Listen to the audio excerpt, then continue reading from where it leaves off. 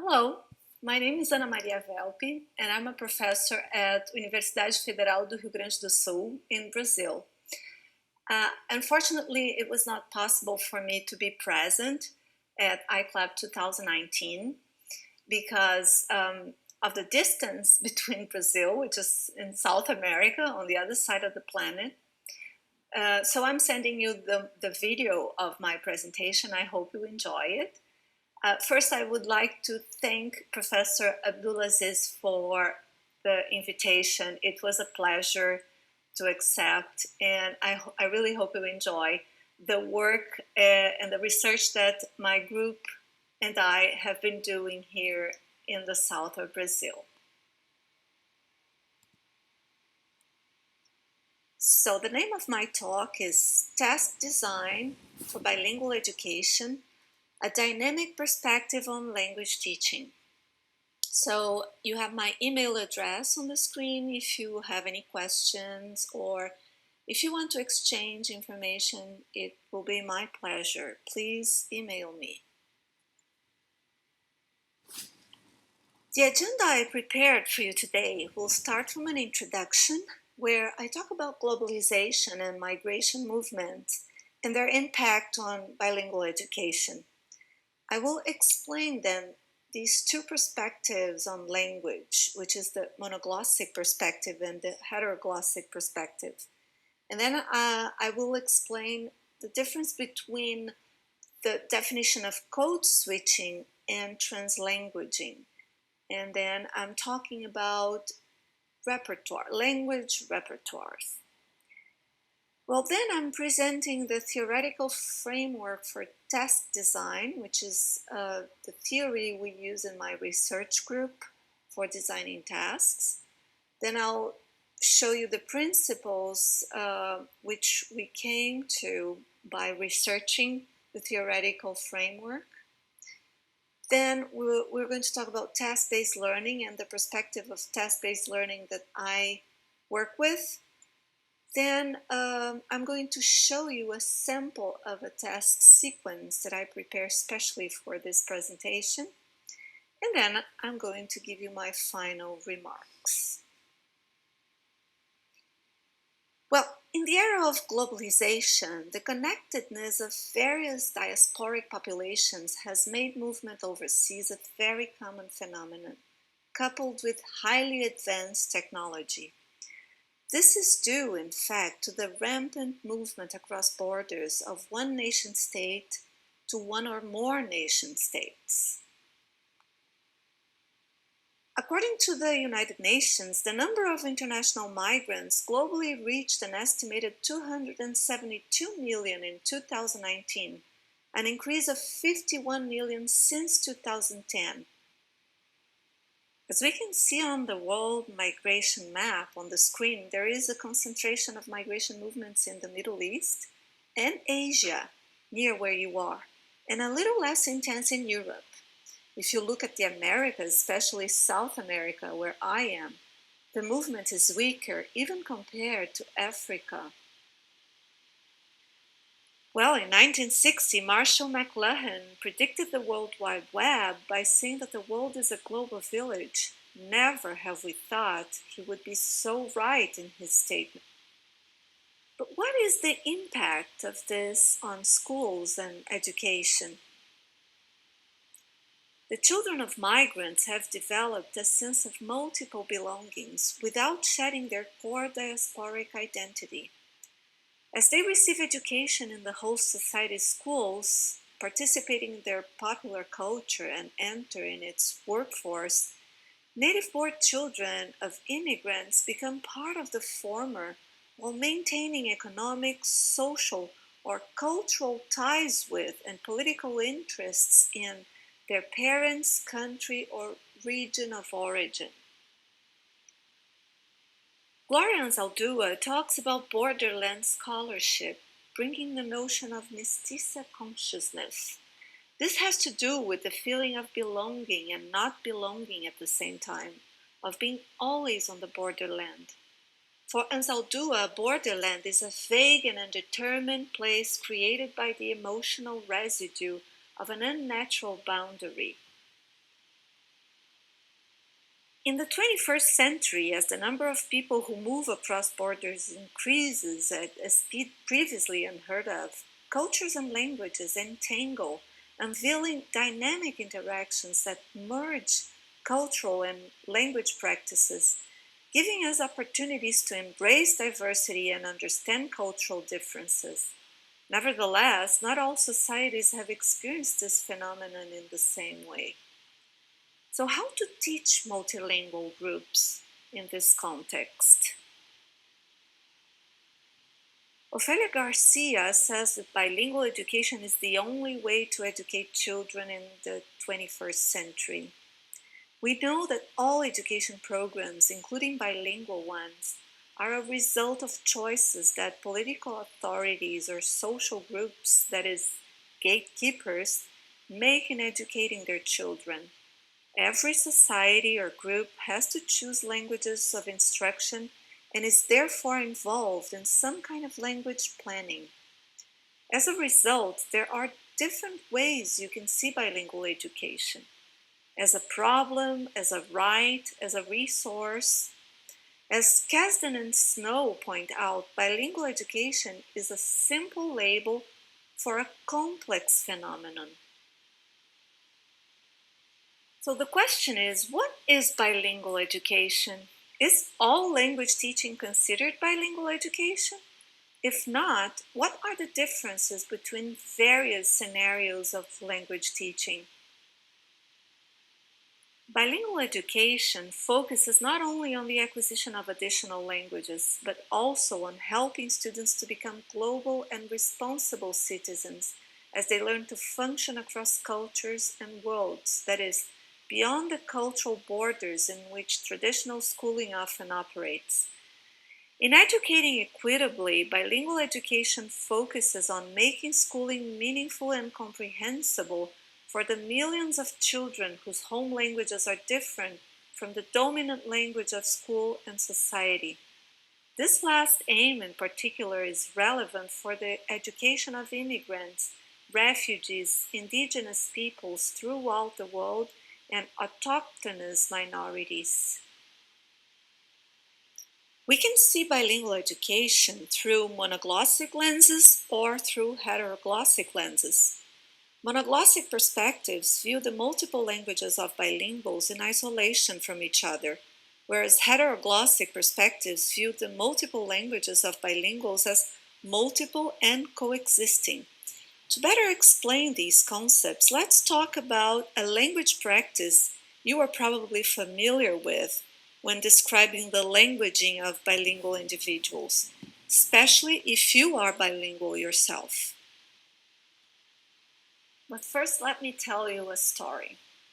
I was once on a flight, and in the middle seats, there were this family.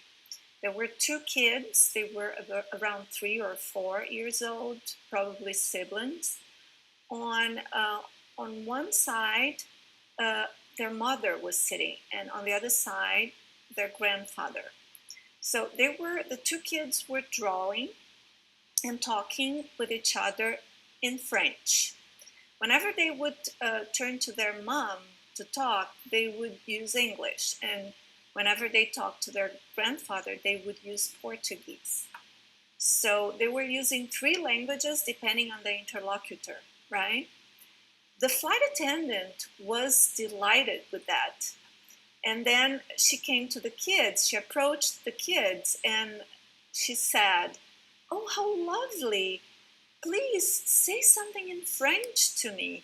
Well, the kids were looking at her, not understanding anything. They couldn't figure out what she was asking. They didn't know what French was. They were just talking, just using language. So you probably explain this switching of languages that the kids were doing, talking to their mother in English and to their grandfather in Portuguese and to each other in French, as code switching, which is probably the term you're familiar with, especially if you are a bilingual person. So we can define code switching as the alternation of linguistic code by bilingual speakers. It occurs when the bilingual speaker inserts words, expressions, or phrases from another language of their repertoire into speech. However, code switching implies a monoglossic perspective on language. In this perspective, languages are separated in the bilingual's brain, as if they were kept in different boxes. So you have one box for English, one box for French, one box for Portuguese, and so on.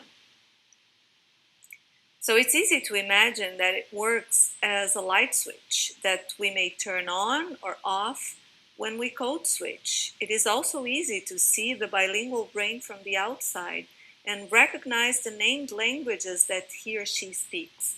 And it's easy also to see the flight attendant seeing the languages separately outside the kids' brains, right? But in the kids' brains, they could not say what French was. So when she asked them, please speak French to me, they couldn't understand what she was saying, because for them, it was language, not French, not English, not Portuguese, but language.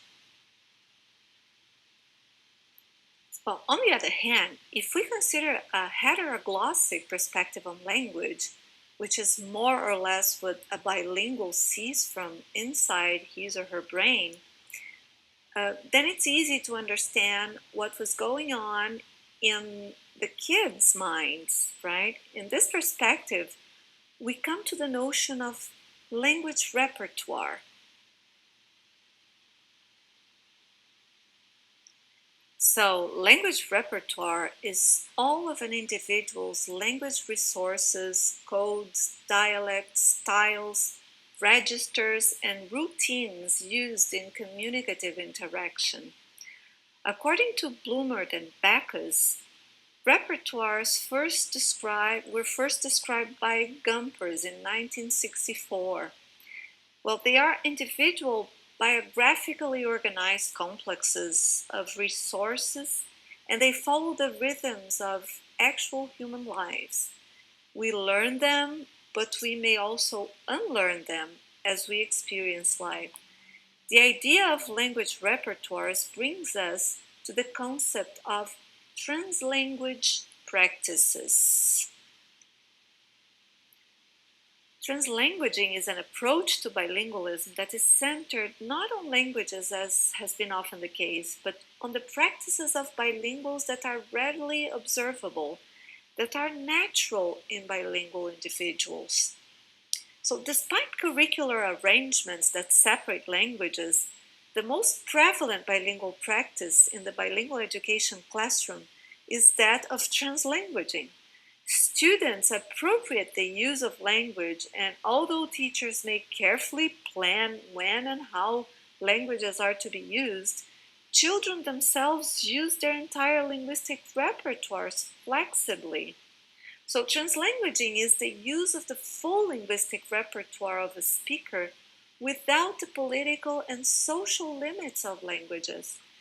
If we use a pedagogy that favors translanguaging, we are going to be accepting a natural practice of bilinguals, and their whole repertoire is going to be used to help them and to leverage their learning of the additional language.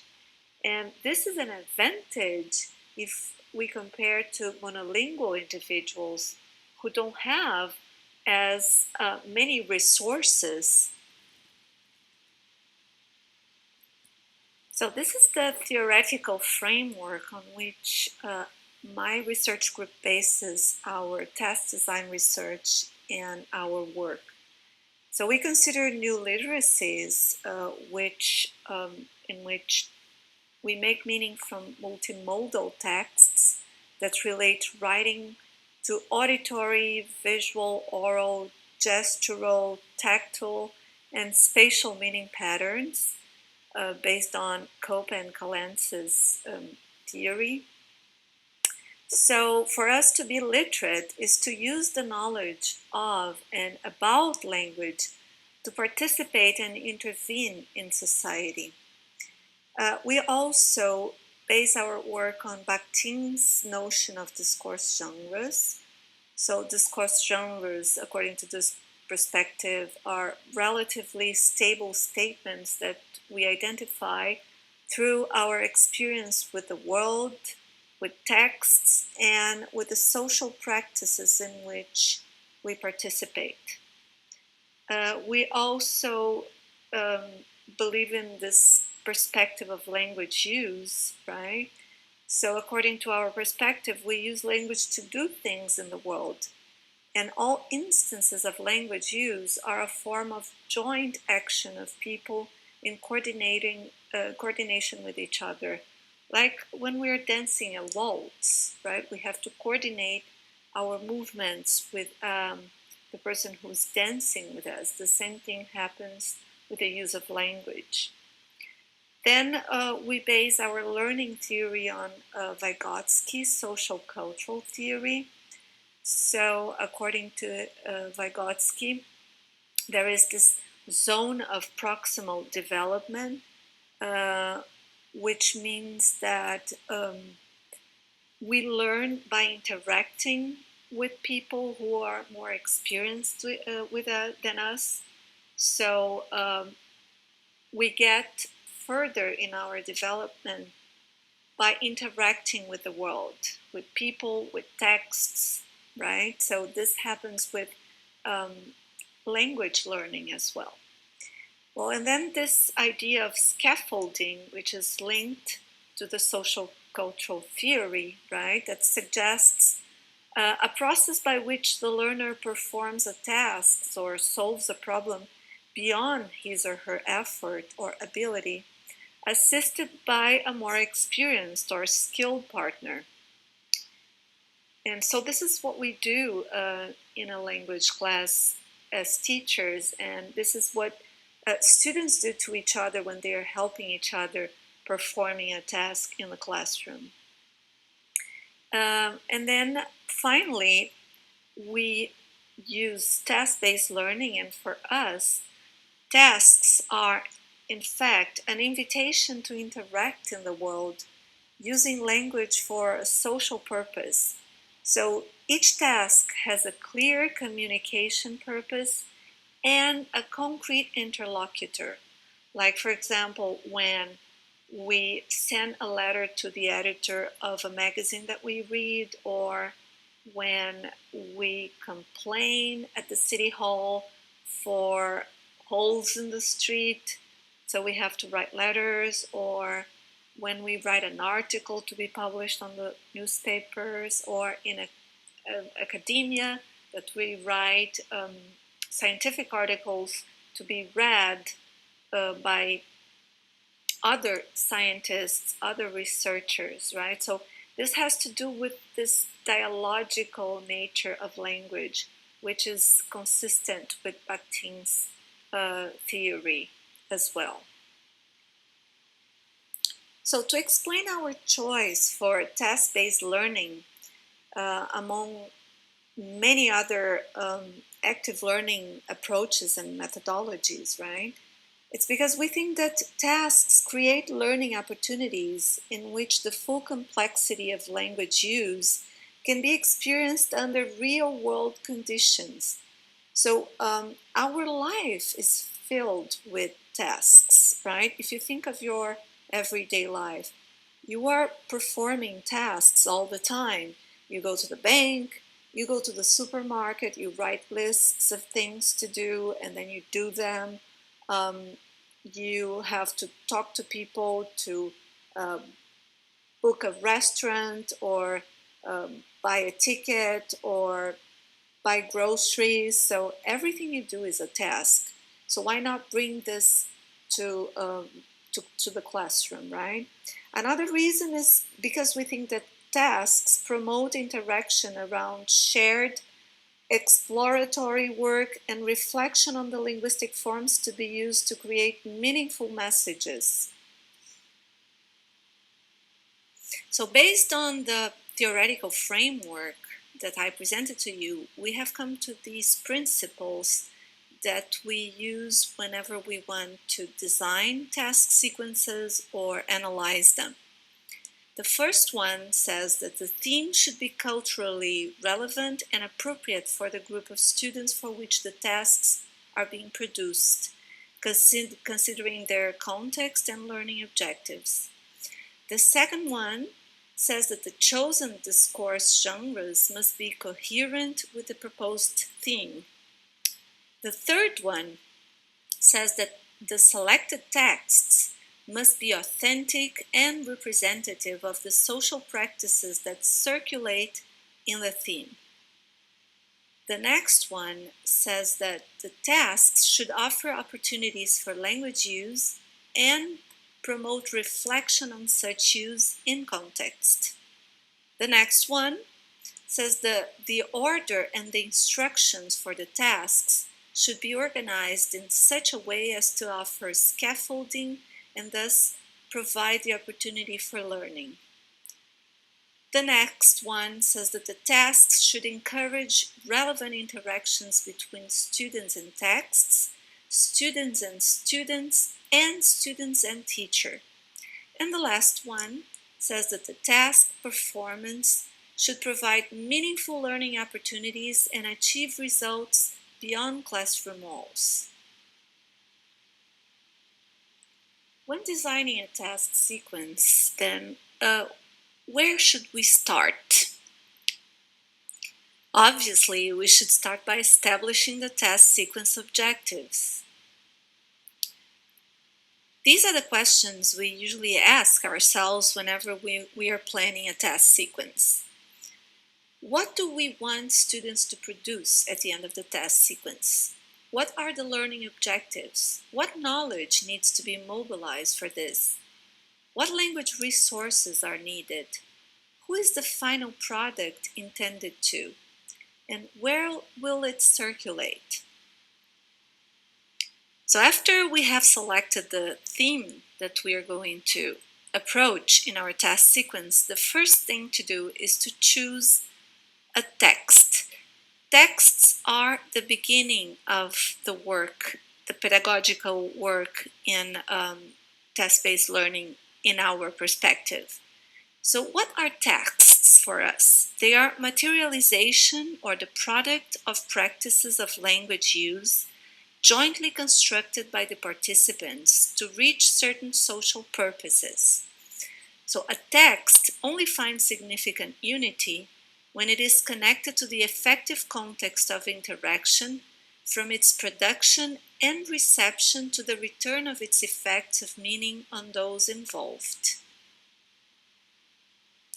To illustrate the work that we develop in our research group, I'm going to show you now a task sequence sample that we produced especially for this presentation. So the theme of our project is the environment. The project is to produce a campaign for climate change awareness.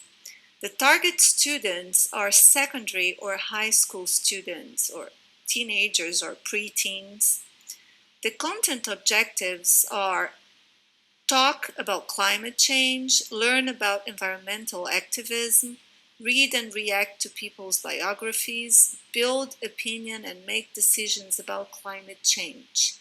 The language objectives are read and understand biographies and speeches delivered by activists, learn collocation of words related to the environment, learn how to say figures in English and Portuguese, use English and Portuguese to express opinions and negotiate meaning in debates about climate change.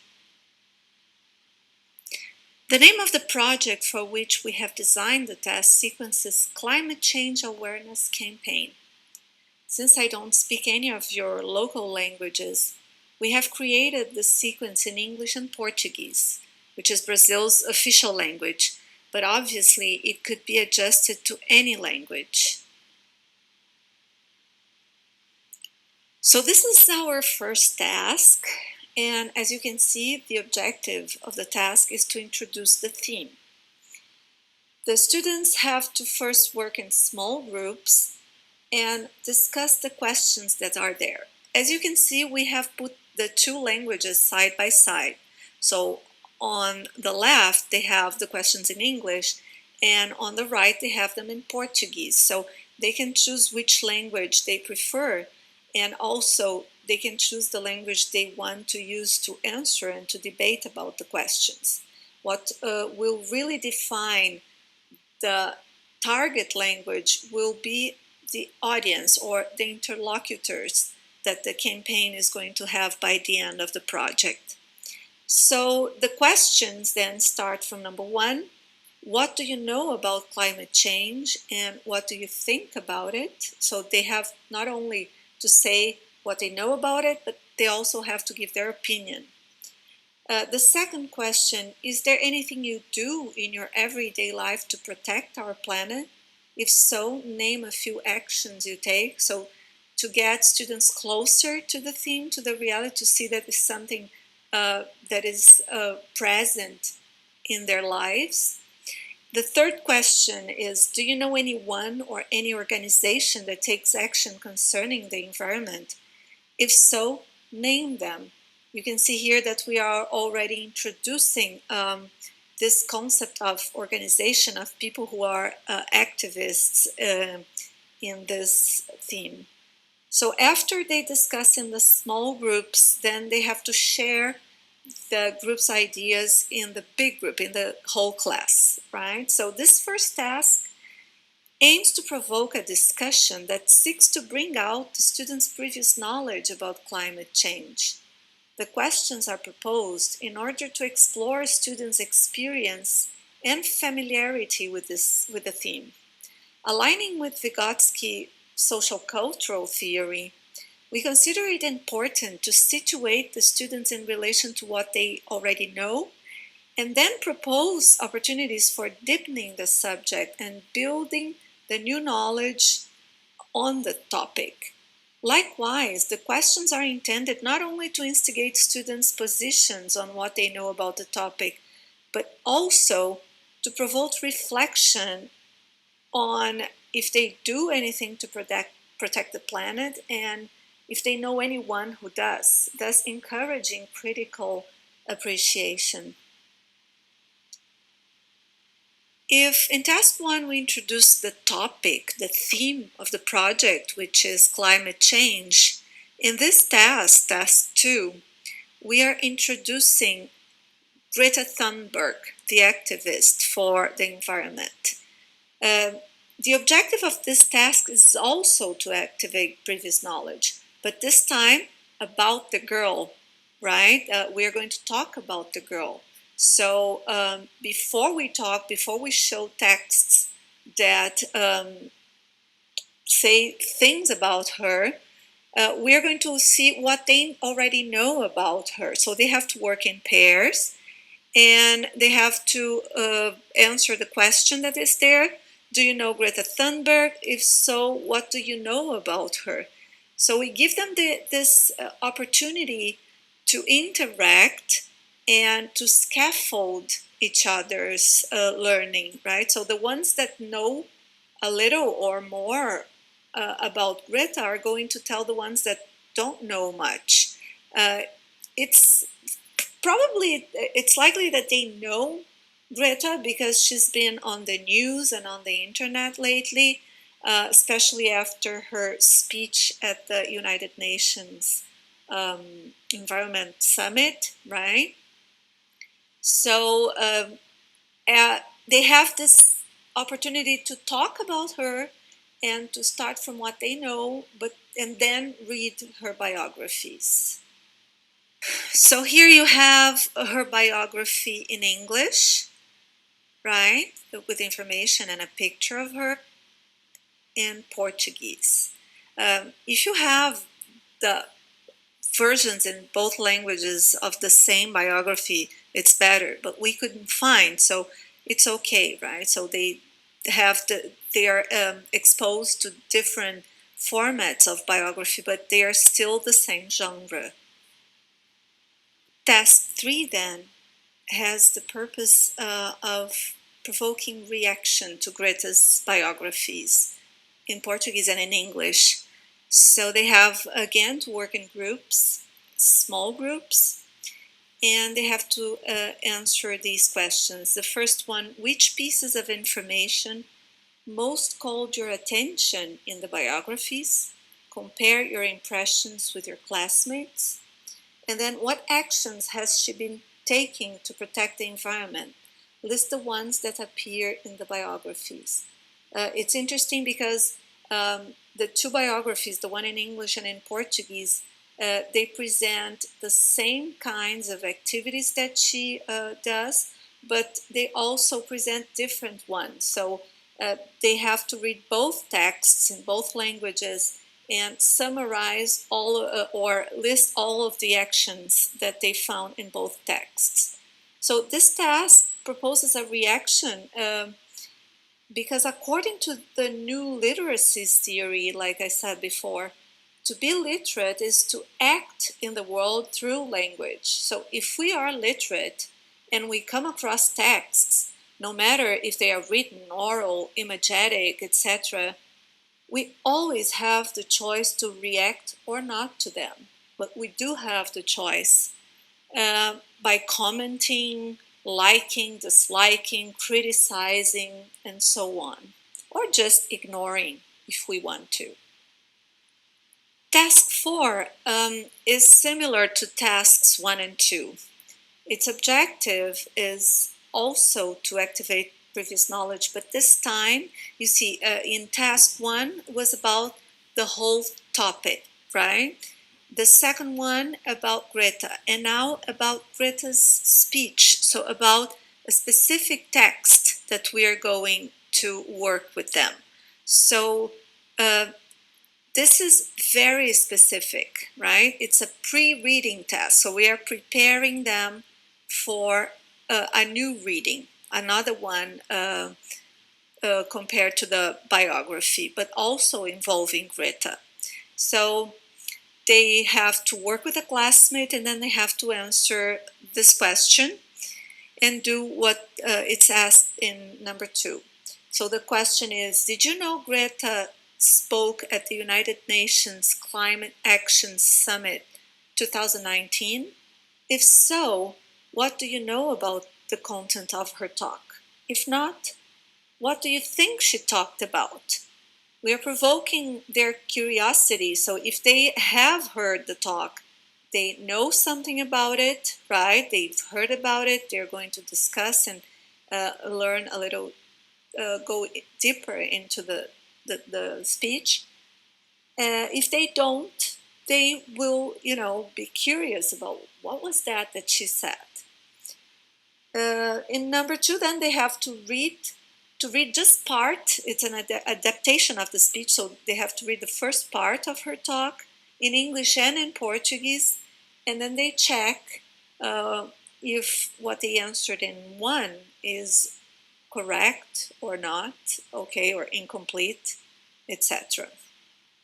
Here then you have the transcript of her talk in English and Portuguese, right? Both of them are available, and the link is provided for them to access on the internet.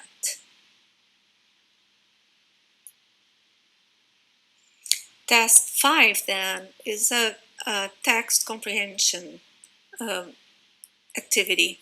So they have to read the text again and answer the question. How does she feel about being there talking to the world leaders? What parts of her speech made you think that? Underline these parts in the text. So you see here that by saying how she feels, it shows that they understood this part of her speech.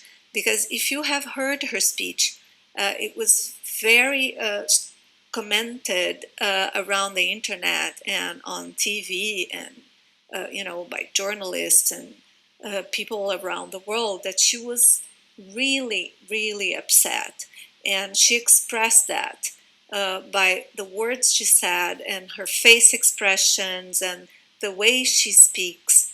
And since they have only the written text, right? You can also work with the oral task if you want. I just didn't prepare a task for understanding the oral text. So here they had access to the written text, and you cannot see her face by reading, but still you can feel that she's very angry, very upset about people not taking any action, right? Things are collapsing, things are getting worse and worse, and nobody does anything about it, and she's really, really mad about it. So if they understand, not only understand that she feels upset, but also to recognize in the speech the words and sentences and expressions that she uses that shows, that express this discontent, right? So this is working with the language that is being used, how meaning is being made by using these expressions, right? So they have to underline, and then they have to compare with their classmates to see if they found the same words and expressions to talk about her discontent. Task 6 then is to work with the language resources. This task is interesting because apart from working with language resources, they are also being exposed to vocabulary that is going to be introduced in the second part of Greta's speech, which they haven't read yet.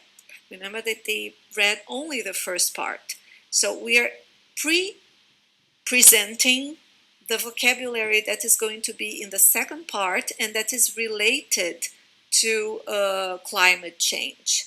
So first, they have, we took some collocates from the second part of her speech, and then we put them in English and in Portuguese, and they have to match the collocates, right? Then they have to compare with their classmates, and then they have to pay attention to the way these collocates are being expressed in English and in Portuguese, if there is any difference, and also if they can pronounce these collocates in both languages. So we are already preparing them for the reading to come. Task 7 then is the reading task, so the reading comprehension task. So they have already been introduced to the vocabulary, and now they have to look at the figures that are related to all kinds of information concerning years and percentages and degrees Celsius and gigatons and years, etc. And they have to go in the text and say what each figure refers to in the text. So they have to really understand what's going on, because she's talking about all that climate change is causing and all the problems that are that the world is facing, etc. Right? Then in the sequence of task 7, they also have to react to what they read. So they had to explain what the figures were referring to. So they had a deeper understanding of the text, and now they have to react and they have to relate to the information in the text. So the first, they compare then their answers, right? And then they have to answer which piece or pieces of information above most strike or strikes you and why. So they not only have to say which pieces of information shocked them, but they also have to explain why it is shocking. Then how do you think the world leaders reacted to her speech? Explain your answer. So they have to imagine what was the reaction of the world leaders listening to Greta's talk. And then they have to explain why they think that, right? They think that they reacted the way they say. And then the third question is, what actions do you think should be taken to stop global warming? Make a list with your classmate and then share it with a class. So you see that in this last question, we are already preparing for action, right? So the next step is going to be to think of the campaign, the actions that are going to be included in the campaign. In task 8, they start heading to the end of the task sequence and they start planning their actions for the campaign. So they are guided through this process, through the instructions that we give them. As you can see in the first part of the instructions, they have to then to get in groups, and then it says your group is going to design a campaign for climate change awareness to be advertised on Instagram. Think of all the possible actions you can take to boost the campaign. Make a list. So they make this list in their small groups, and then they have to report to the bigger group. Then you have the second part of the instructions. Report your group's ideas, and with the whole class decide what actions the class will choose to take for the campaign. Think of the following before you start your campaign. Who is your target public? Where is the campaign going to circulate? How are you organizing the campaign? What language or languages or registers are you going to use? English, Portuguese, formal, informal. So as you can see, the instructions here are providing them with scaffolding, not to think for them, to give them space to be creative, but to guide their work, to help them plan the work. Then in this last part, it's hands-on. They start the campaign. That would take another task sequence for them to execute the campaign.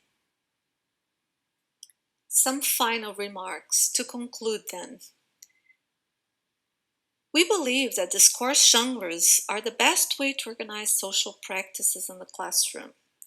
Our tasks, when I say our tasks, I'm talking about my research group.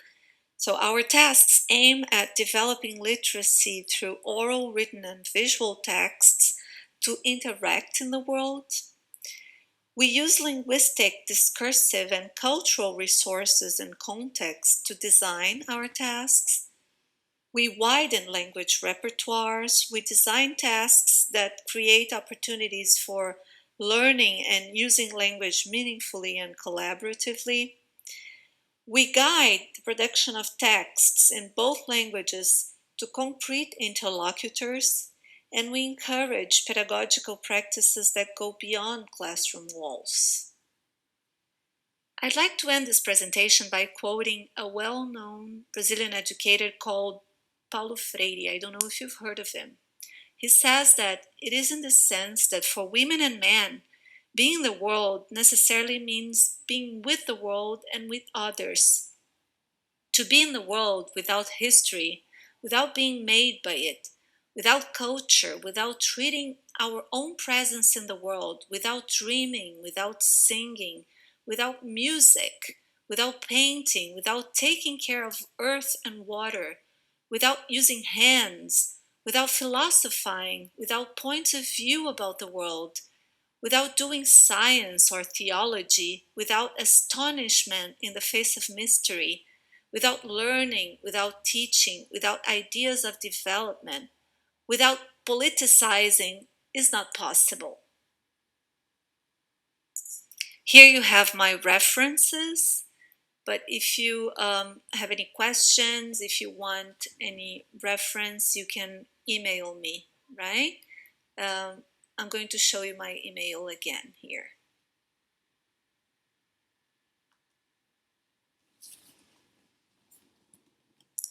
Thank you.